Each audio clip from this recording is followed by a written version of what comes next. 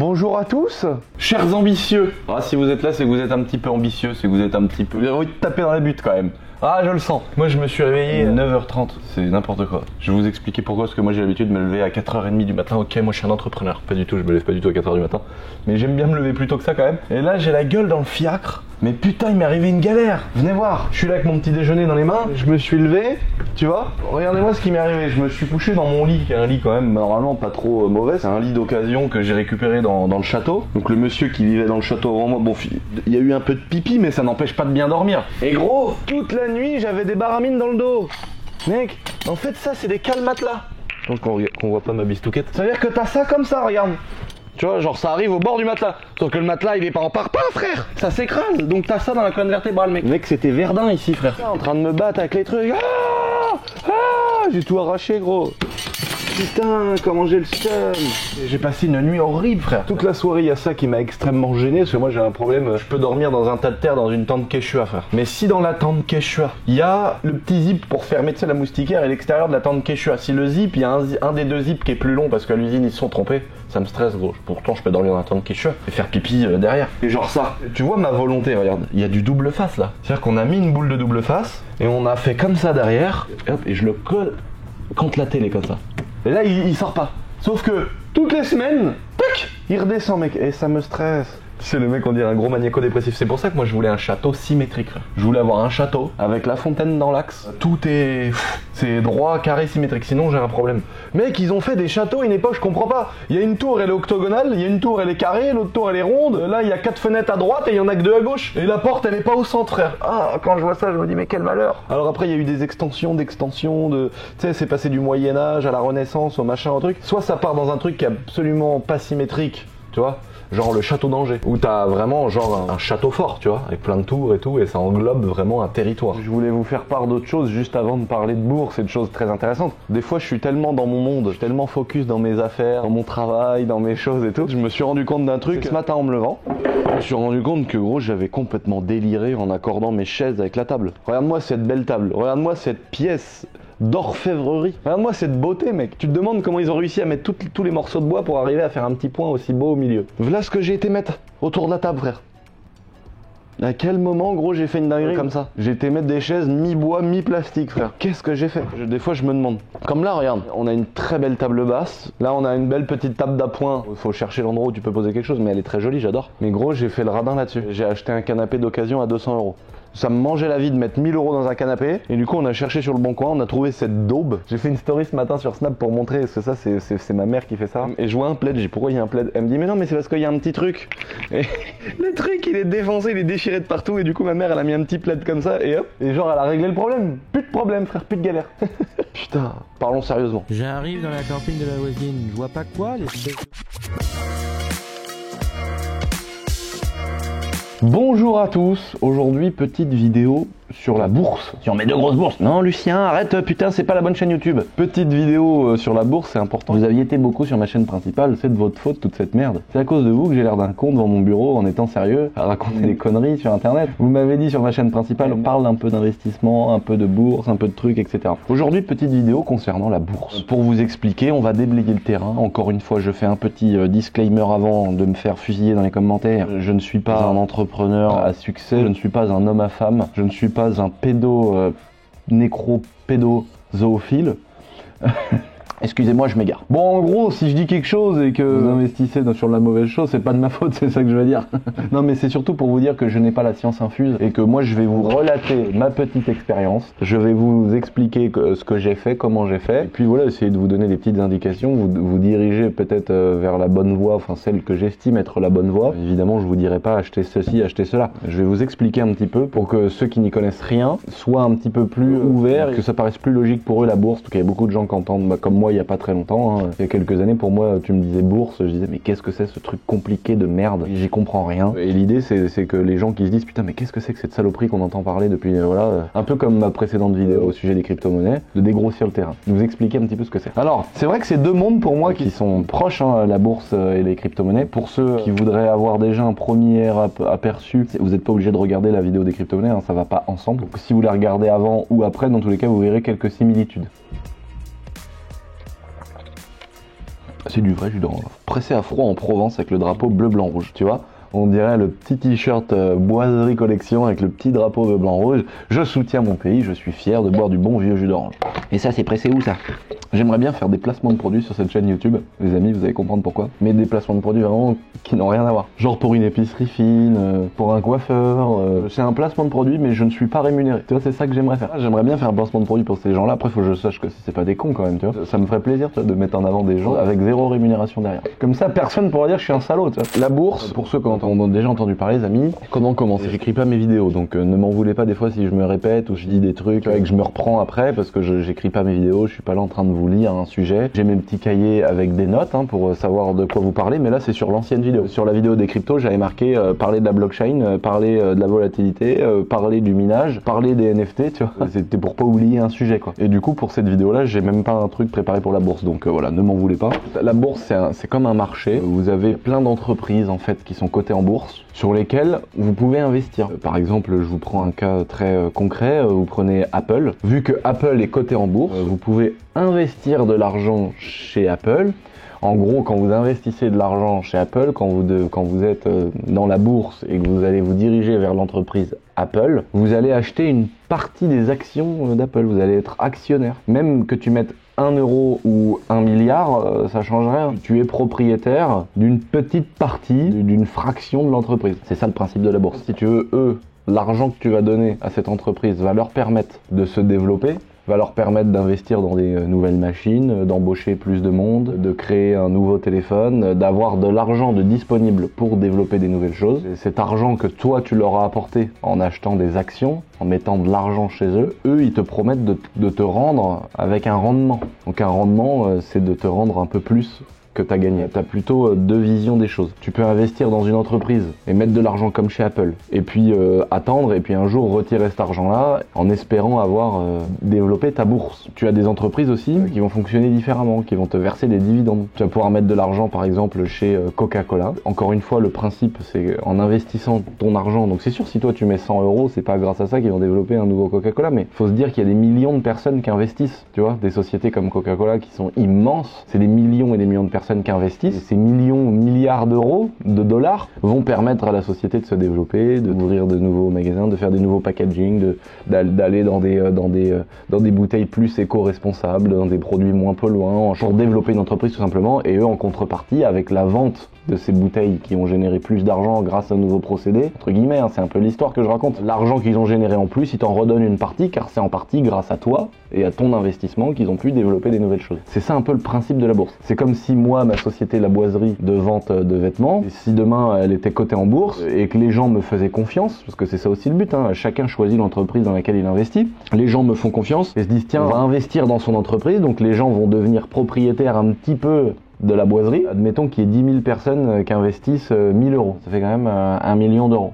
Si je me trompe pas. Moi, c'est ce que j'aurais promis pour que les gens investissent dans mon entreprise. Je vais dire, bah voilà, ça va me permettre d'embaucher plus de personnel. Ça va me permettre d'acheter les machines pour concevoir en direct chez moi les vêtements, etc. Et derrière, on va pouvoir vraiment faire du 100% made in France, avoir des t-shirts de meilleure qualité, plus de gens qui bossent en interne, etc. Si je fais du 100% made in France, mes t-shirts, je vais les vendre un peu plus cher. Admettons, au lieu de le vendre 29 euros, je vais le vendre 39 euros. Et donc, sur ces 10 euros de marge en plus, eh ben, je vais reverser une petite partie à chacune des 1000 personnes qui ont investi. Et puis sur le long terme, le but c'est de leur reverser ça soit de manière mensuelle, trimestrielle, annuelle, pour qu'ils reviennent à leur investissement de départ et puis avec le temps pour que carrément ils gagnent de l'argent. Et puis t'as une autre façon, donc ça c'est quand tu investis sur des actions à dividendes. Ça veut dire que tu investis de l'argent dans une société, tu vas recevoir des dividendes, donc tu vas recevoir un loyer, une sorte de salaire, une somme d'argent issue de ton investissement.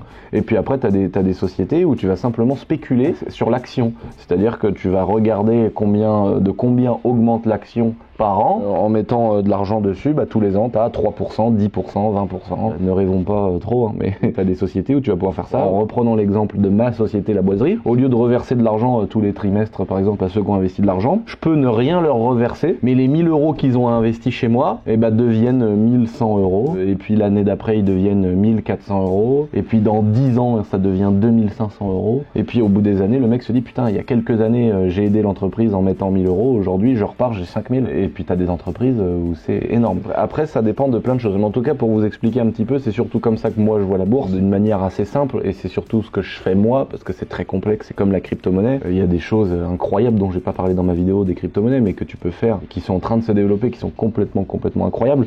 Et dans la bourse, il y a vraiment plein de choses aussi qui interviennent et qui sont hyper intéressant. Alors comment ça se passe? On appelle ça un broker, c'est comme une application sur un téléphone, c'est comme une application de banque par exemple, hein. Quand tu vas sur ta banque et que tu vois ton compte, etc. En gros c'est la même chose, donc ça s'appelle un broker, c'est un site ou une entreprise, tu peux même le faire avec ta banque, mais en général les banques sont moins intéressantes en termes d'intérêt qu'un broker qui est dédié complètement à la bourse. L'avantage c'est que quand tu vas te rendre sur un site internet comme ça, tu vas donc t'inscrire, etc. Il y a toute une démarche pour t'inscrire, vérifier que tu habites bien en France, machin truc. Tu vas être ouvert au marché. Tu vas pouvoir envoyer de l'argent donc dessus, c'est pareil, hein, de ta banque, c'est un peu comme les crypto-monnaies. De ta banque classique, tu vas faire un virement sur ce broker, tu vas avoir un portefeuille, et dans ton portefeuille, tu vas voir ton solde en euros, c'est ce que tu vas avoir. Si tu envoies 1000 euros de ton compte bancaire, ça va arriver dessus, tu vas avoir 1000 euros en solde espèce, ça s'appelle. Et ensuite, avec ces 1000 euros, tu vas pouvoir toi choisir chez qui tu vas investir de l'argent, sur quoi tu mises. Il y a une multitude de choses possibles. Tu vas pouvoir investir donc dans une entreprise qui te plaît. Il y a des gens par exemple qui vont être super fans de tout l'écosystème Apple et qui vont se dire putain, peu importe le rendement, je vais investir chez Apple. Moi par exemple, je suis pas du tout Apple. J'ai pas de Mac, j'ai pas d'iPhone, j'ai pas de AirPod. Je suis pas contre. J'aime pas l'utilisation, mais je comprends les gens qui kiffent. J'ai déjà eu à l'époque, j'avais un iPhone 5. Moi je suis plus Android maintenant, mais je comprends. Et d'ailleurs j'ai investi chez Apple aussi. Tu vas choisir l'entreprise parce que soit il y a une histoire qui t'intéresse et du coup t'es un peu sentimental, mais ça chacun fait ce qu'il veut, mais moi c'est pas ce que je conseille. L'idée de faire de la bourse en général, c'est de venir et d'essayer d'avoir de l'argent qui spécule et de se concocter quelque chose. C'est quand même ultra incroyable de voir les possibilités que t'as avec la bourse. J'ai quand même une communauté qui est plutôt jeune, même si elle est ultra variée. Le gros de ma communauté c'est plutôt 25-35 ans. Il y a énormément de darons et ça va plus du côté au-dessus des 35 qu'en dessous des 24 ans. Quand on a l'avantage d'être entre 20 et 30 ans, on a quand même un petit peu de vie devant nous et c'est l'occasion d'investir en bourse pour se concocter une belle retraite que vous n'aurez pas, même en travaillant toute une carrière, vous le savez déjà. Pour revenir à ce que je disais, il y a des gens donc qui vont kiffer, qui vont se dire moi Apple, même si c'est pas dans mes principes d'investissement, je vais vouloir avoir une action comme celle-ci, ce que je kiffe, comme Coca-Cola, tu vois, ou le mec qui est un fond dans le net qui va dire moi je veux du Google ou des choses comme ça. Après ça c'est une façon de faire que je peux entendre, mais sinon le plus simple c'est d'arriver et puis de regarder des chiffres. Donc il y a des tableaux qui existent, il y a des choses qui existent, je suis pas là pour vous vendre quelque chose, hein, pas du tout, mais il y a des gens qui le font bien. Moi j'ai déjà acheté des formations, etc. S'il y a une demande, un jour peut-être que je le ferai vraiment en mode sur quel site faire, montrer la démarche, etc. Mais du coup ça devient une formation et je suis pas sûr d'avoir envie de faire ça. Peut-être pourquoi pas pour vraiment les gens qui savent pas comment faire. Faut trouver le bon site, faut aller dessus, faut investir, faut savoir sur quoi investir quand on connaît pas. C'est un peu compliqué. Tu choisis sur les sociétés sur lesquelles tu vas investir. Il y a des sociétés comme Apple par exemple qui ne versent pas de dividendes. Donc Apple, le but c'est tu mets 1 euro et t'attends pour espérer avoir 20 euros avec un espace-temps X quoi. C'est comme l'évolution, quand on voit l'évolution par exemple d'Apple en 20 ans, c'est comme l'évolution du portefeuille de Warren Buffett. Warren Buffett c'est le plus gros investisseur, c'est un peu le mentor de tout le monde dans l'investissement en bourse, lui qui est pourtant contre les crypto-monnaies, mais il est ultra intéressant à sa façon de faire. Il a créé un énorme fonds d'investissement, mais c'est quelqu'un qui a investi en bourse depuis l'âge de 15 ans, et on va vous mettre le graphique de son évolution. Et en fait tu vois qu'au fil des années, ça évolue tranquillement, mais en fait l'effet boule de neige des intérêts cumulés, ça veut dire que les dividendes que tu vas percevoir, si tu les réinvestis en bourse à chaque fois, c'est-à-dire que tout l'argent que tu gagnes de la bourse, au lieu de la dépenser pour t'acheter un sac à main et mettre de l'essence et manger, si tu peux te permettre de la laisser dans ton portefeuille en bourse et de la réinvestir, du coup ça fait un effet boule de neige et tu viens que augmenter l'effet multiplicateur de ton pourcentage. Ça veut dire que ça devient énorme parce que tu ne fais que multiplier ton pourcentage d'évolution en bourse. C'est ça qui est incroyable. Donc c'est pour ça que sur ce graphique de Warren Buffett, vous voyez l'évolution qui commence doucement, puis au fil des années, après ça monte de millions en millions et c'est pour ça que ça fait une courbe très linéaire et d'un seul coup un énorme pic. Donc voilà, ça c'est ultra intéressant de voir le portefeuille de Warren Buffett, enfin l'évolution au bout des années. Après attention, on est sur un graphique qui doit avoir à peu près 50-60 ans d'évolution, c'est énorme. Mais évidemment quand vous regardez déjà en 20 ans, c'est déjà des sommes astronomiques. À l'inverse d'Apple par exemple, ton action ne va pas forcément beaucoup grossir, c'est-à-dire que sur 20 ans, si tu mets 1000 euros, peut-être que dans 20 ans, t'auras que 2000 euros ou 1500 euros, mais par contre ces 1000 euros là, pendant 20 ans, t'auront fait gagner de l'argent tous les mois. En fait c'est la même chose, sauf que c'est pas reversé, c'est un peu peu comme Apple. Apple a la différence, peut-être qu'en 20 ans, si tu avais mis 1000 euros au lieu d'avoir 1500 euros au bout de 20 ans, bah là, t'aurais pas eu chez Apple de versement tous les mois, par exemple, de dividendes. Mais par contre, au bout de 20 ans, au lieu d'avoir 1000 euros, t'aurais peut-être eu 50 000 euros. Je donne des chiffres complètement approximatifs, c'est beaucoup plus fou pour Apple. En fait, l'argent que tu vas recevoir tous les mois ou tous les trimestres des dividendes de ce que tu as investi, bah là au lieu de les recevoir, en fait ça vient se cumuler, en gros c'est presque comme ça. Et donc c'est à toi de choisir sur quoi tu vas investir. Investir dans des sociétés qui vont avoir un gros rendement. Est-ce que tu veux investir dans des sociétés qui vont verser des gros dividendes? Est-ce que tu veux investir dans des sociétés qui ont plutôt un pic dans le développement de l'action et faire des choses on va dire un peu court terme, c'est-à-dire avoir de l'argent qui tombe maintenant et assez rapidement? Ou est-ce que tu vas te dire je sais que dans 3-4 ans et ça aura rien changé, c'est plus sur 15, 20, 25 ans que je cherche à avoir des vrais gains ou que je cherche à avoir un petit pactole. Ensuite, pour ça, il y a plusieurs choses. Là, on parle d'actions. Là, je vous ai cité des actions américaines. Il y a plusieurs possibilités pour investir en bourse. Le premier, celui qu'on vous conseille tous, c'est pour investir dans les actions françaises. Ça s'appelle un PEA. C'est un plan d'action en épargne. C'est exonéré d'impôts. Vous êtes juste 17,2% au retrait de l'argent. Donc, c'est un compte que vous pouvez ouvrir sur un broker. Voilà, vous allez sur n'importe quel site où vous pouvez investir en bourse. Vous allez pouvoir choisir si vous voulez investir sur un PEA ou sur un compte titre. Donc le compte titre, c'est un compte où tu as la possibilité d'investir dans le monde entier. L'idée, c'est surtout d'investir sur le marché américain, c'est celui qui est le plus porteur et celui qui t'amène le plus d'intérêt. Et sinon, tu as le PEA, donc ce que je disais, le plan d'épargne en action, où là, tu vas investir dans les sociétés françaises. L'idée, c'est de développer un peu le marché français, etc. C'est pour ça que tu es exonéré, tu as une réduction d'impôt si tu retires de l'argent. Par contre, tu te restreins au marché français. Et t'es plafonné maximum à 150 000 euros d'investissement. Bon, faut quand même y aller pour mettre 150 000 euros. Quelqu'un qui s'intéresse à la bourse, malheureusement, il va mettre une partie de son portefeuille. Donc le portefeuille, encore une fois, un peu comme en crypto-monnaie, c'est vraiment ton argent, l'argent que tu dédies à la bourse. Beaucoup vont dédier qu'une petite partie de leur portefeuille d'investissement au compte PEA, parce que le rendement est moins intéressant que sur les actions américaines. Alors il y a une façon de le détourner, ce système, c'est en investissant dans des ETF. Des ETF, des sociétés, un peu au même titre que de l'investissement immobilier sur des SCPI. Je vais vous expliquer pour ceux qui connaissent pas. Un ETF, en fait, c'est une société dans laquelle tu vas mettre de l'argent. Donc tu peux avoir un ETF, je sais pas moi, qui s'appelle ETF La Boiserie. J'essaye de vous donner des exemples. Et donc au lieu d'investir par exemple chez Airbus, tu vas investir dans un ETF. Par exemple, ça pourrait être l'ETF qui s'appelle l'ETF La Boiserie. Et donc dans cet ETF, cette société, ETF La Boiserie, c'est une société qui va servir à investir pour toi, à faire les bons choix pour toi. C'est-à-dire que si toi t'arrives là-dedans, tu dis ok, je veux investir de l'argent, je veux avoir un peu de gain, avoir ceci, cela, si tu commences, bon, ça peut être pas mal. Moi, c'est pas mon choix, mais je sais qu'il y a des gens qui trouvent que c'est indispensable. Tu vas pouvoir investir dans un ETF et donc cet ETF va investir pour toi. Évidemment, il va prendre quelques intérêts sur les gains, ça reste quand même rentable, mais lui, il va chercher les bonnes entreprises au bon moment, sortir avant que ça se casse la gueule,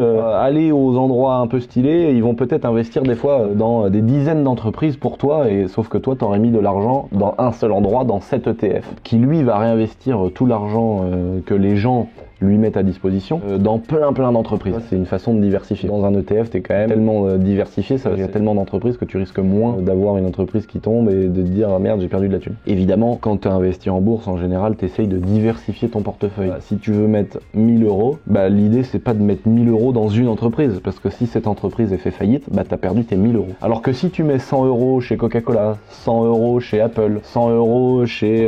tu peux investir dans des dizaines et des dizaines d'entreprises, mais si tu mets 100 balles là, 100 euros là, 100 euros là, 100 euros là, 100 euros là, à la fin ça te fait 1000 euros. Sauf que ces 10 fois 100 euros d'investissement vont te rapporter de l'argent. Ça veut dire que si demain il y a une entreprise qui fait faillite, bah les 9 autres, avec l'argent qu'elles auront généré en bénéfice, ça va combler la perte des 100 euros. Donc c'est ça le phénomène de diversification. C'est de pas mettre tous ses œufs dans le même panier. C'est vrai que c'est intéressant parce que à la longue, avec le temps, si tu as une boîte qui coule, les autres auront généré assez de gains pour que tu te dises bon, c'est pas grave, j'ai pas perdu d'argent. Il y a plein de façons d'investir, hein. Donc je disais, donc il y a ces ETF là qui sont... Donc, pour revenir à ce que je disais, tu peux investir dans des ETF français au sein du PEA. Tu peux investir dans un ETF qui lui aura des actions américaines. Donc tu vas pouvoir bénéficier du fort pourcentage de la forte évolution de certaines entreprises américaines tout en étant au sein d'un ETF dans un compte PEA. Bon, après j'ai envie de te dire, je préfère payer des impôts un peu plus et puis avoir aussi un compte titre. Donc lui, le compte titre, c'est celui sur lequel tu peux investir sur tout le marché mondial. Une autre contrainte dont j'ai pas parlé, c'est que le PEA, Donc le plan d'épargne en action, tu dois bloquer l'argent pendant 5 ans. C'est-à-dire que tu peux pas retirer l'argent pendant 5 ans si tu veux garder ce bénéfice d'exonération d'une partie de l'impôt. Par contre, ce qui est sympa, c'est que le jour où tu as attendu les 5 ans et que tu veux retirer des gains que tu as fait, c'est le broker, donc le site internet, qui s'occupe de toutes les déclarations d'impôt. Et c'est eux qui vont venir déduire de ton retrait. Si tu dois te virer 1000 balles et que dessus tu as les fameux 17%, bah, c'est eux qui vont t'envoyer les 800 et quelques euros. Parce qu'ils auront déjà prélevé à la source, entre guillemets, l'imposition. Donc t'as pas de papier à faire, à te galérer, à déclarer les impôts, etc. Ça c'est quand même pratique. Un petit cookie, magnifique. Donc il y a quelque chose qui est très sympa sur lequel vous pouvez vous balader pour avoir des informations sur les entreprises et sur quelle boîte investir. Si vous voulez commencer tranquillement la bourse, il y a Google Finance qui est hyper intéressant et là ça vous permet de faire des comparaisons incroyables, d'avoir des graphiques etc. sur les entreprises. Vous voyez, j'ai tapé sur Google Finance, j'ai tapé Apple, on a le petit Apple, donc là ça nous donne un graphique. On voit ici que le cours de l'action au moment où je vous parle il est à 173 $, donc si vous voulez acheter une action chez Apple, bah, il faudra débourser 173 $. Et puis on peut voir en fait le petit graphique ici de l'évolution. Donc là on a l'évolution journalière, hein. On voit un graphique, il n'y a pas trop grand chose à y comprendre, mais c'est surtout quand on met en année. Vous voyez, en un an l'évolution, donc là on a des petits, ça fait un peu le yo-yo. Qu'en un an là on voit ici qu'on a quand même 15% d'évolution, mais vous voyez c'est monté, c'est redescendu, c'est monté, c'est redescendu. Maintenant si vous mettez sur 5 ans, vous voyez qu'en fait, bah, c'est ces petits pics qu'on voyait là, qui font un peu le yo-yo, ils sont là, mais regardez, que vous prenez la courbe sur 5 ans, bah, en 2018, vous voyez, le cours de l'action, il était à 44, on le voit en haut, là, 44,62. Et puis bah, là, vous voyez qu'en 2022, voilà, on est monté à peu près à 170, 150, entre 150 et 170. En tout cas, aujourd'hui, on est à 173. Donc, ça fait le yo-yo, même là, vous voyez, là où j'ai mon petit curseur, ça fait plein de yo-yo.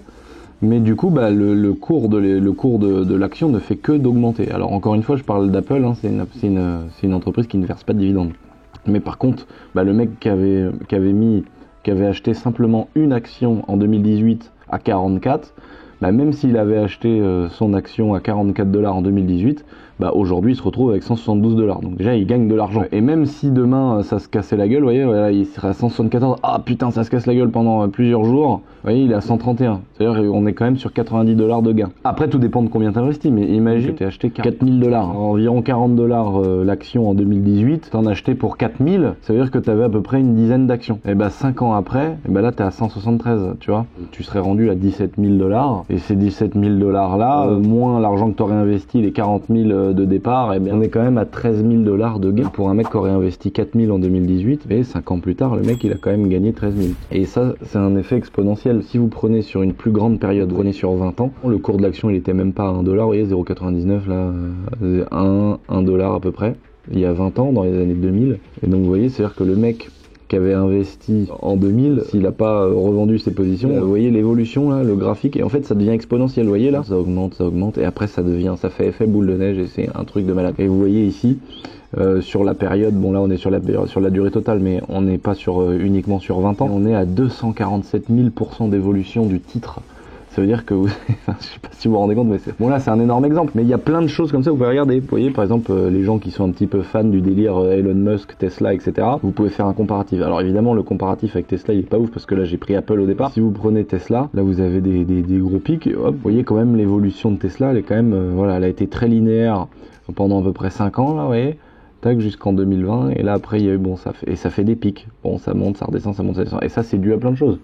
C'est dû au marché, c'est dû à la société. D'un seul coup, il vire 200 personnes. Enfin bon, ça c'est une gestion différente. Mais il y a plein de facteurs, il y a plein de choses qui sont là. C'est quand même différent quand c'est une société qui est gérée par un mec, quoi. Enfin, c'est un mec qui a quand même le plein pouvoir sur une société. C'est quand même différent que des entreprises où il y a beaucoup d'actionnaires qui sont majoritaires et qui vont pouvoir avoir un gros impact sur les décisions de l'entreprise. En tout cas, il y a plein de choses à aller regarder sur Google Finance. Vous pouvez vous balader là-dedans. Donc là, par exemple, si on prend le CAC 40, enfin, il y a beaucoup de gens qui ont dû en entendre parler. C'est les 40 sociétés françaises qui ont le plus de capitalisation en bourse. Vous pouvez investir aussi sur des sociétés du CAC 40. Enfin, il y a plein de choses ultra intéressantes. Là, je rentre peut-être un peu trop dans les détails, malgré que je sois pas quelqu'un de très pointu sur ça et que je suis pas non plus un gros connaisseur. Hein. Parce que c'est tout un milieu de branlette, ça. Il y a beaucoup de gens qui vont vous dire ouais, alors le truc du bit, le machin, ouais, mais là mon wallet, voilà, le mindset, machin, tu vois.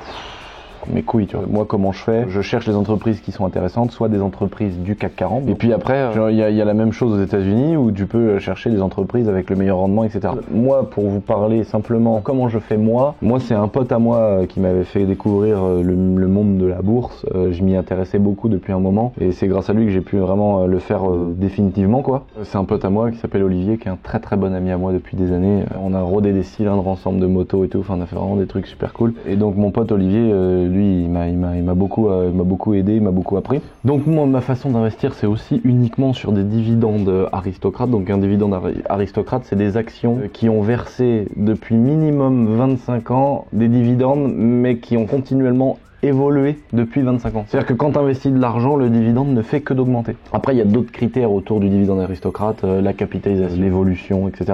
Mais c'est surtout des entreprises qui ont fait évoluer leurs dividendes continuellement depuis plus de 25 ans. Donc ça veut dire que tu es quand même assez serein en investissant dans une entreprise qui reverse de l'argent à ses actionnaires depuis minimum 25 ans. Moi, c'est ce que je fais, et quand tu cherches des sociétés comme ça, c'est vrai qu'il y en a déjà pas mal, mais après tout dépend. Je ne fais pas que ça, mais c'est surtout là-dessus que je me base, parce qu'au moins tu investis dans une entreprise qui te fait gagner de l'argent tous les mois. Donc en fait, comment ça se passe? Tu investis de l'argent dans une entreprise, soit c'est une entreprise un peu comme Apple qui ne verse pas de dividendes, l'argent tu la laisses sur l'action que tu as acheté par exemple chez Apple, et puis dans 10 ans, 15 ans, 20 ans, et l'argent que tu as mis, elle aura fait fois je sais pas combien en fonction de l'évolution d'Apple. Le but c'est de faire une très belle évolution. Soit tu investis de l'argent dans une entreprise et tu attends d'avoir de l'argent qui tombe tous les trimestres par exemple, et cet argent-là, elle va revenir dans ton solde espèce, dans ton compte courant. Et avec cet argent-là, tu pourras réinvestir dans des actions. Alors après, il y a toute une stratégie de réinvestissement sur les gains. C'est de ne pas, évidemment, réinvestir si tu as 30 € qui tombent tous les mois. Tu vas pas racheter un titre, même s'il est à 30 balles le titre, tu vas pas remettre 30 € tous les mois, vaut mieux attendre un an et débourser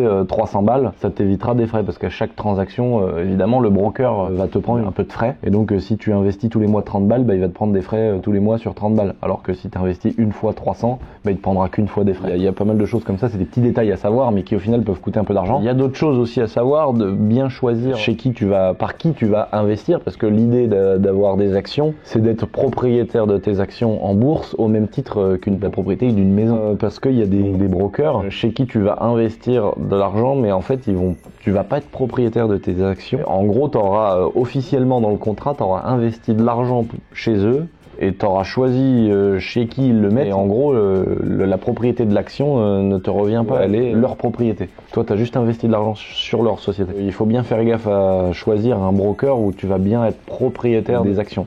Je dis ça parce que en cas de faillite du broker, de l'application, tu pourrais te retrouver avec les poches vides. Alors que demain, si tu investis dans une entreprise où tu es bien le propriétaire de tes actions, le propriétaire de tes titres, si demain l'application elle fait faillite, tu es quand même propriétaire de tes actions que tu pourras réintégrer au sein d'un autre broker. Voilà, ça c'est important de le savoir. C'est comme quand tu achètes une maison, en fait, c'est pas t'as mis de l'argent chez le notaire et c'est le notaire qui détient la maison et toi t'as juste de l'argent chez le notaire. Non, le notaire te remet un document comme quoi t'es propriétaire de la maison. Parce que si demain le notaire fait faillite, il peut s'en aller avec la maison, vu que t'as juste mis de l'argent chez lui, donc ton argent elle est partie. Alors que si demain ton notaire décède, t'as quand même le titre de propriété de ta maison. On va pas venir te virer en disant non, vous êtes chez le notaire qui est décédé là. Et donc si demain t'as quelque chose à faire avec ta maison, tu pourras le faire avec un autre notaire. C'est la même chose. Et donc voilà un petit peu la façon de voir la bourse. La comparaison elle est un peu chelou, mais entre la bourse et la crypto-monnaie c'est un peu comme si t'achetais une étoile dans le ciel et que la bourse t'achetait une maison, quoi. Je sais pas si vous voyez ce que je veux dire. La bourse t'investis dans quelque chose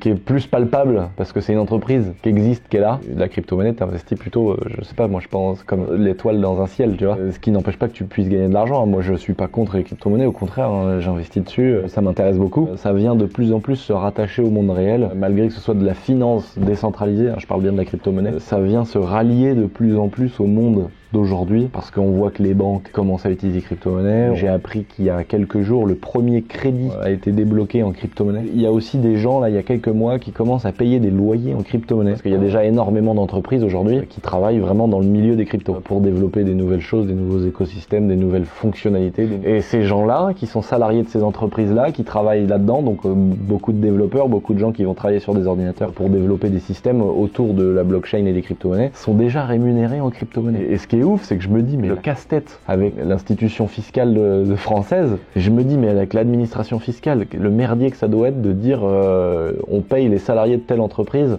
avec de la crypto-monnaie, quoi. Mais la gueule du contrat de travail, quoi. Enfin, je sais pas, c'est pour ça qu'en fait, c'est de plus en plus en train de se rallier au monde réel, le délire des crypto-monnaies. Et moi, j'y crois, je pense que dans 10-15 ans, il y aura vraiment, on sera vraiment à Hyper U en train de choisir est-ce qu'on paye notre pain avec du Bitcoin ou avec de l'Ethereum ou avec des pancakes virtuels, frère, tu vois.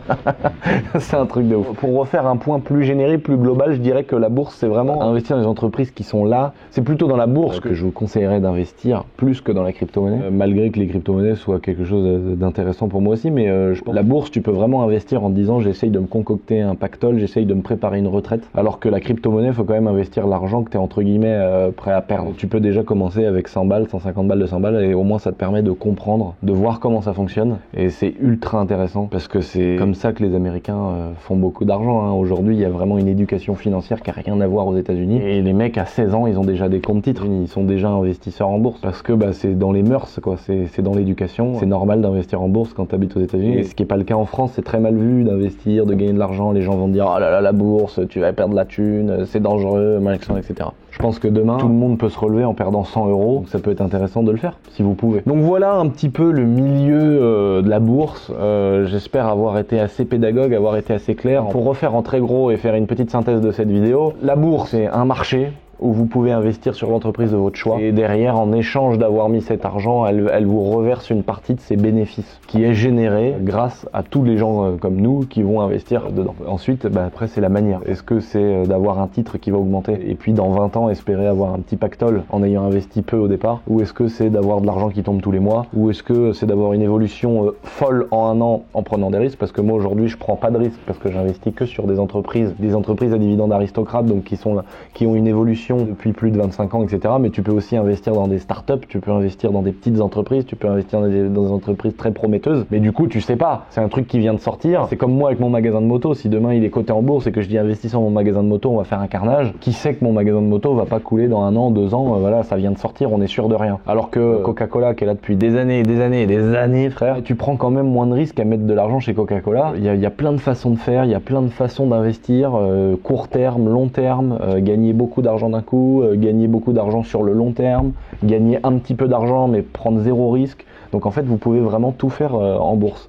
Et c'est beaucoup plus intéressant que d'avoir de l'argent qui dort sur un compte en banque qui sert à rien. Il y a la manière d'investir en bourse qui est beaucoup plus sûre même qu'un compte en banque. Je vous dis, si vous diversifiez sur plein d'entreprises qui sont très sûres depuis des dizaines et des dizaines d'années, c'est beaucoup plus sûr. Évidemment, il y a aussi le côté de la bourse qui est ce qu'on appelle le trading, les traders, les mecs qui vont poser 1 million là au téléphone et qui crient comme les vendeurs de poissons. Mais t'as la même chose derrière un ordinateur en investissant et acheter parce que c'est la minute où faut acheter. Mais moi, c'est pas ma façon de faire. Moi, je suis pas trader. Non, moi, ma méthode d'investissement elle est plutôt passive. C'est de mettre de l'argent et de dire voilà, c'est du long terme, c'est de l'argent qui est là. Gérer un petit peu de temps en temps, regarder l'évolution des entreprises, parce que tu as aussi des entreprises. Si demain, par exemple, quand Elon Musk il dit il va investir je sais pas combien en crypto-monnaie, les gens qui sont contre les crypto-monnaies, ils se disent attends, moi j'ai de l'argent dans les entreprises d'Elon Musk, j'ai pas envie de suivre ses choix. Peut-être qu'il part dans un délire et que ça va se casser la gueule, donc je me retire de, par exemple, Tesla. Je me retire de Tesla et cet argent-là, je vais les réinvestir sur quelque chose dont je suis plus sûr. C'est pour ça que c'est bien d'avoir Google Finance, de s'intéresser, de regarder des vidéos d'autres youtubeurs qui expliquent mieux que moi la bourse, mais qui vont vous expliquer pourquoi choisir telle méthode d'investissement, choisir telle entreprise. Et il y a vraiment des choses ultra intéressantes à savoir sur la bourse. Il y en a peut-être qui vont se poser la question et ils vont se dire mais pourquoi tu ne cotes pas tes sociétés en bourse? Alors c'est déjà une procédure assez compliquée. Je saurais même pas répondre s'il y a un minimum de chiffre d'affaires à faire pour mettre ces sociétés en bourse. Pas sûr. En tout cas, il y a quelque chose qui me dérange moi, c'est que tu perds le contrôle quand même de ton entreprise dans le sens où s'il y a quelqu'un qui arrive et qui met beaucoup d'oseille et qu'il est actionnaire majoritaire, il a un pouvoir de décision sur les opérations de l'entreprise, etc. C'est bien pour une entreprise de la coter en bourse parce que tu peux diminuer ton taux d'endettement, tu peux avoir un besoin en fonds de roulement plus important, donc ça c'est d'avoir de l'argent disponible pour faire tourner la boîte, faire des nouveaux investissements, acheter un nouveau bâtiment, acheter des nouvelles machines, employer plus de monde, etc. Après derrière, tu as des devoirs, c'est-à-dire redonner une partie des bénéfices à tous les actionnaires. Côté la société en bourse, ça coûte très cher. C'est tout un truc quoi. Des petites entreprises comme la mienne, évidemment que c'est pas la bonne solution. Mais pour des gens qui lancent une start-up révolutionnaire, pourquoi pas? Et puis il y a des gens aussi qui partent dès le départ dans une société. Il y a des actionnaires directs. C'est quand les gens font des appels de fonds quand ils vont lancer une nouvelle société. Il y a plein de gens qui lancent une start-up et qui disent bon bah voilà, nous on lance ça, c'est révolutionnaire, on n'a pas d'argent, le projet il est top, mais on a besoin de thunes, donc on va essayer de lever des fonds. Et donc c'est comme ça que des fois il y a des entreprises qui commencent très vite à être cotées en bourse. Parce que c'est révolutionnaire. Tu regardes Waze, il y a quelques années, c'était déjà 10 millions d'utilisateurs en quelques années. Enfin, il y a des sociétés comme ça où les mecs, pour développer un truc de fou, employer, je sais pas moi, 80 développeurs, bah tu peux pas sortir 80 salaires comme ça sans être sûr de rentrer de l'argent. Donc il faut croire dans le projet et essayer de ramener des investisseurs.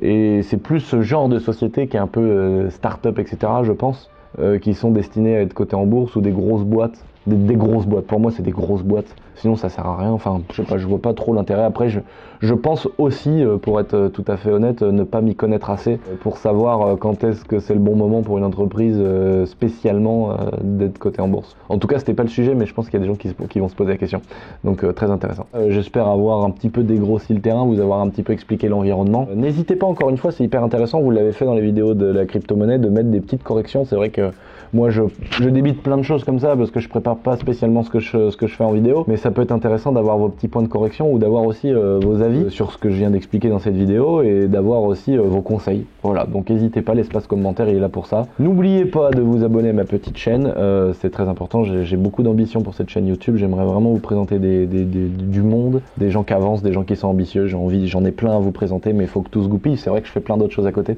Lâchez un petit pouce bleu, ça fait toujours plaisir pour le référencement. Donc je crois que c'est les commentaires pour le référencement. Enfin bon, on s'en fout. Abonnez-vous, ça fait plaisir. Et je vous dis très bonne journée. N'oubliez pas d'être ambitieux et de vous lever le matin. Allez, salut. Moi, on s'est 1 milliard de fois foutu de ma gueule. On m'a 1 milliard de fois dit faut pas faire ça, ça marche pas. Tu sais, comme quand tu veux faire des choses que les gens comprennent pas. Peut-être tu commences à parler de crypto-monnaie, les gens vont dire ah là là, ne fais jamais ça. Après tu dis la bourse, ah ne fais jamais ça. Mais par contre, si t'écoutes cette même personne, elle va aussi te dire que c'est pas bien d'avoir de l'argent de côté en banque, tu vois. C'est pour ça, n'oubliez jamais quand même d'être focus dans vos trucs, d'être un peu dans votre bulle quand vous avez envie d'arriver au bout de quelque chose. Et surtout, de vous en battre les couilles un peu de tout. Sinon, je pense que j'aurais pas ce que je voulais aujourd'hui.